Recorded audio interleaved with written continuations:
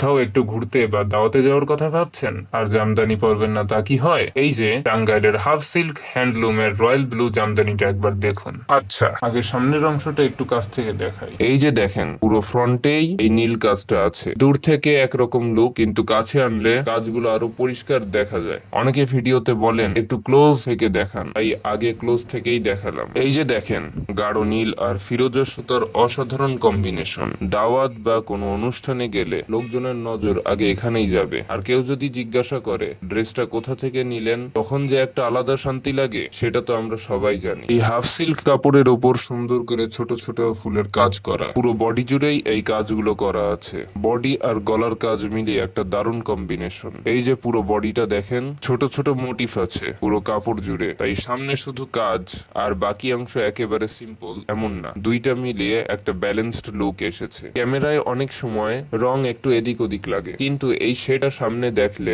আরো ডিপ লাগে। যারা ডার্ক কালার পছন্দ করেন তাদের চোখে পড়ার মতো একটা কালার। এবার ওড়নাটা দেখেন, এই যে পুরোটা খুলে দেখাচ্ছি। অনেকে শুধু ড্রেস দেখে নেন, পরে আবার ইনবক্সে ওড়নার ছবি চান, তাই একসাথেই দেখিয়ে দিচ্ছি। ওড়নার ডিজাইনটা এইরকম। এই যে পুরোটা মেলে দেখাচ্ছি। ওড়নার আঁচলে আর বডিতে ফিরোজা রঙের সেই জামদানি বুনন। আলো পড়লে আঁচলের এই চকচকে পাটা একটু গ্লো করে, বেশ মানায় কিন্তু।